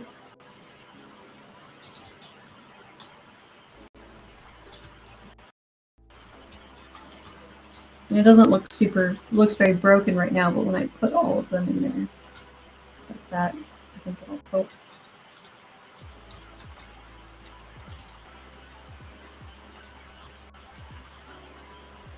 Try not to grab the hard surface pieces, but if it warps a little bit, it's not the end of the world here.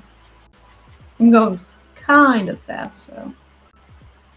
But yeah, I'm just pulling this down, and then I'll mask this. Rotate that down. And I can warp a lot of this stuff after the fact too.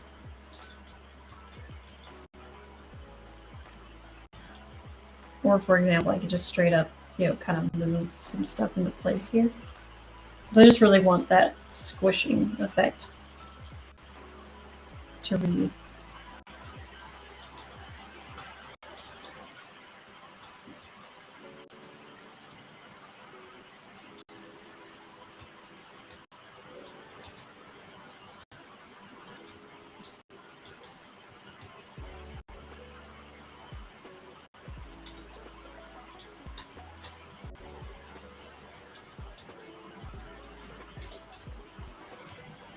Same thing here.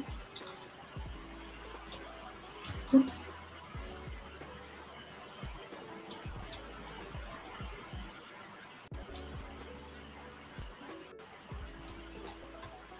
So that way it just feels like he has like this immense weight, right? Kind of carried on that hand.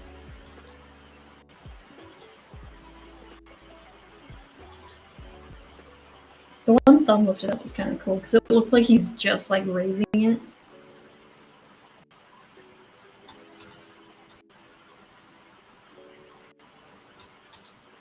And then I'm also going to take his lower body here.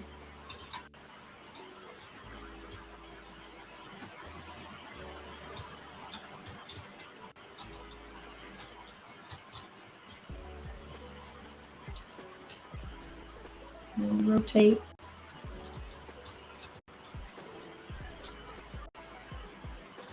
And I'll take his leg. It's quite literally where the great trochanter is, so I can rotate this up.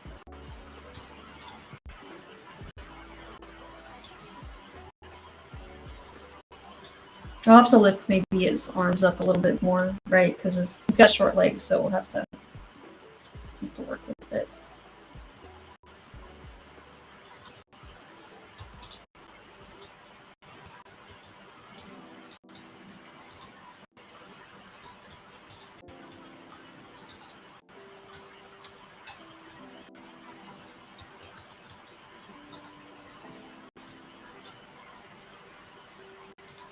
And again, I have no fear in, at least for this stuff, I don't have any fear in moving some stuff to flatten out those poses. So let me grab his arm again. Mask. And I'll go ahead and rotate this up.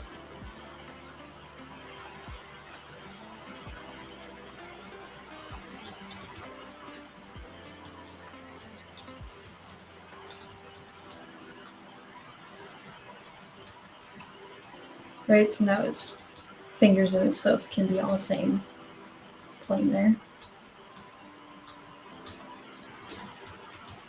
And then I'll take and, oops.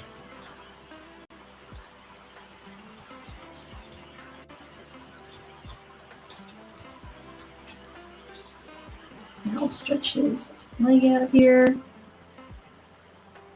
Is that a Gengar in my chat? I love it. It's awesome. I need more.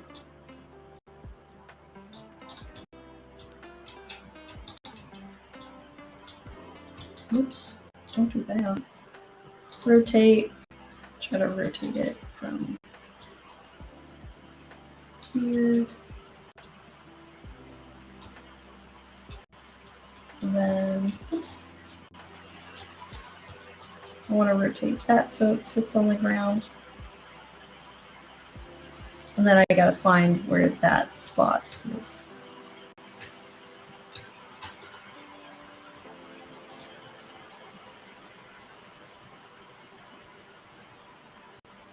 And for exaggeration's sake, I will totally just pull that down.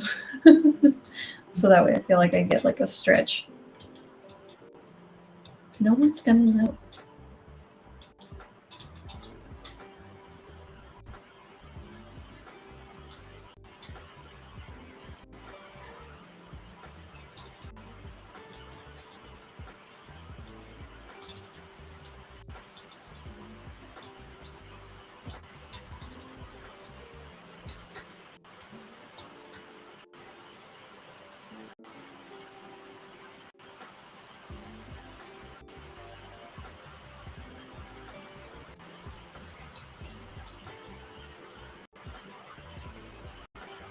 That's pretty cool.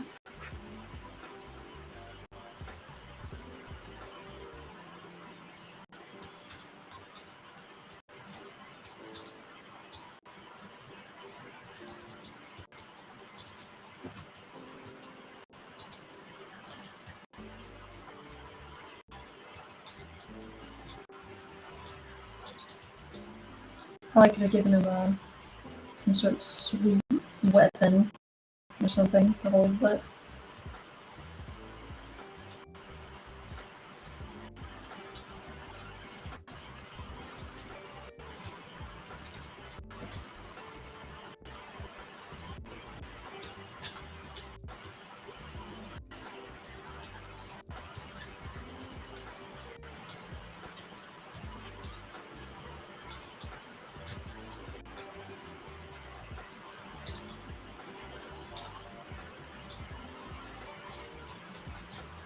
poop.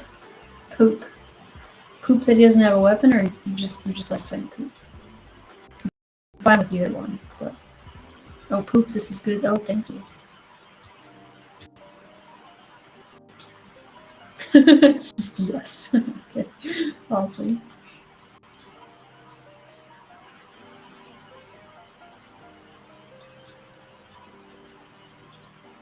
It's pretty much ready to go back into his normal. There you go.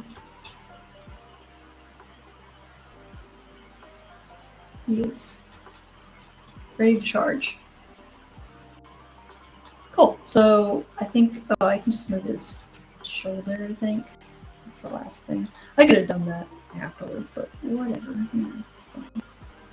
Just kind of rotate that.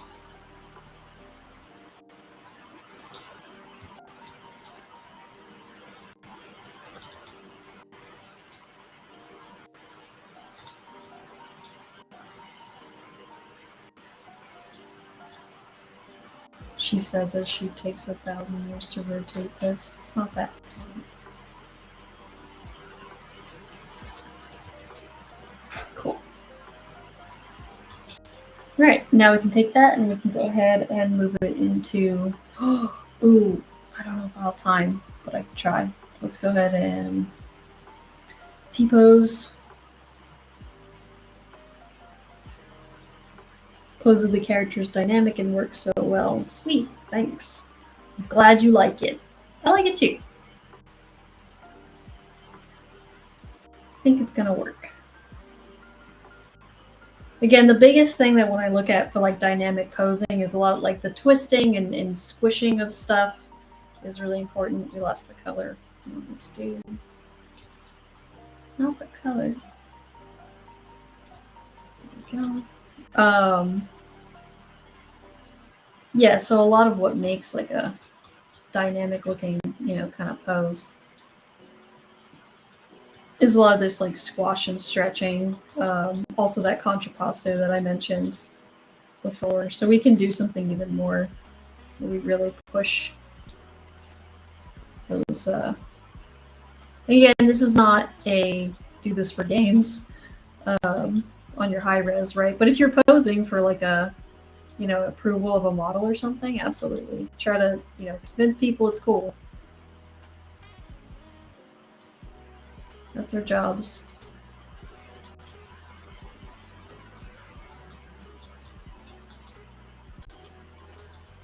But the last thing I was gonna do real fast was let's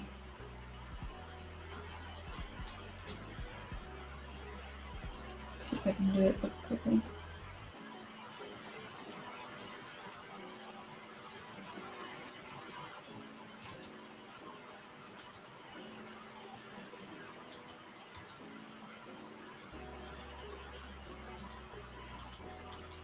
Oh, dynamic turn.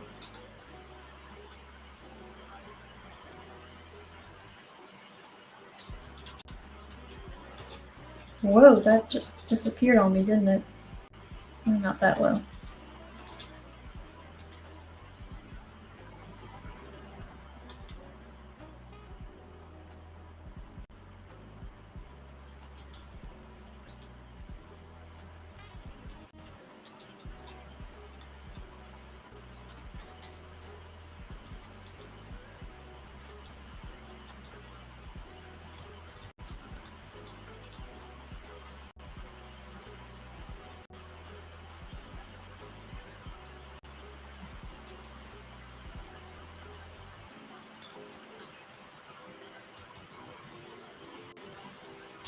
Pretty high resolution for something like this, apparently. Okay.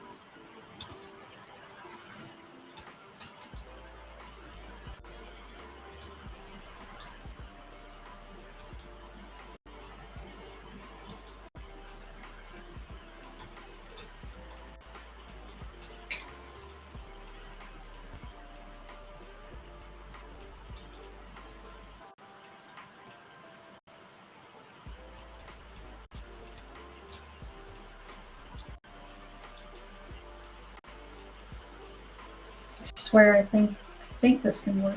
I don't know. I'm also doing it very fast, but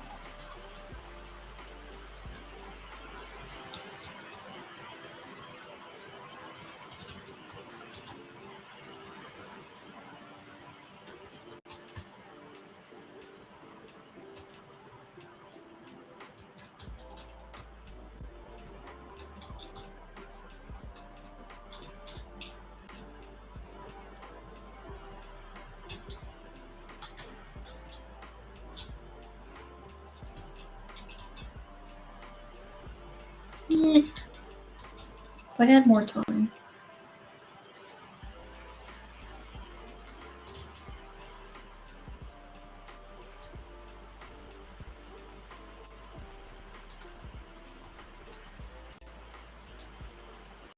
Just trying to create like smoke coming out of his face, but doesn't look very good.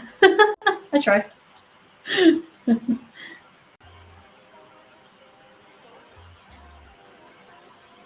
If I just pretend it looks cool, okay, guys? I swear.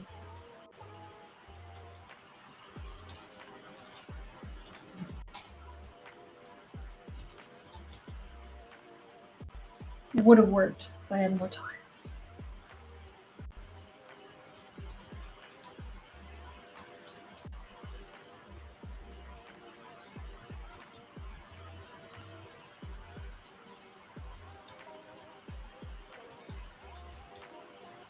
The biggest thing is to make sure that it is that you slice it so it hits the ground.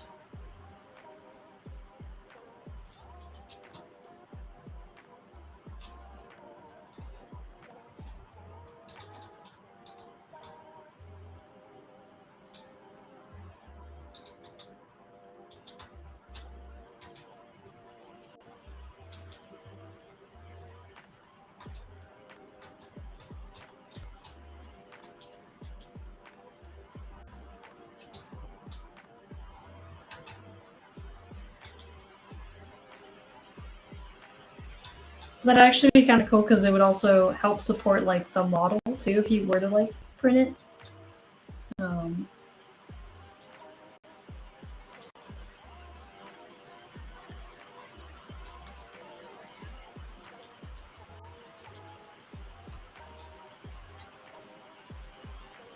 Cool.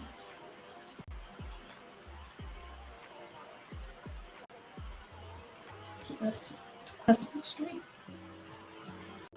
It's way more powerful when it's straight. Anyway, and there you have it. So, yeah, there's our character. He is brooding and ready to go. So, oh, his legs aren't red. Everything. I was like, he doesn't look red enough. I was like, oh, that's fine. So yeah, I think the pose turned out pretty fun.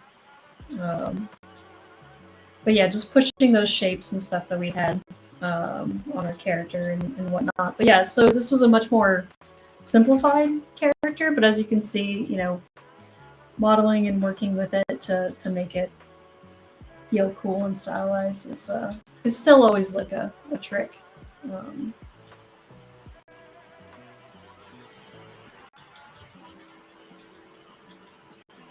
So yeah, sweet. Cool. I will stop touching it now. All right, awesome. Well, if you guys enjoyed this stream, please tune in next week. I think that's correct. I know there's Thanksgiving and stuff coming up, but we should still be on. Should still be around. If you guys are around, I'll probably still be around. So yeah, I'll have to double check that with Gnomon, but you know, if you guys like it, then please, by all means, keep stopping by. Super fun talking to all you guys. And yeah, we will see you on the next one. And just remember that we're starting a new character, which means each time if you guys are new to the stream, I actually will do a drawing first of a concept, and then I take that concept in. Then we do this and we put it into 3D. So, all right, you guys, I'm going to bounce out this time, I swear. And I'll see you guys next time. Bye.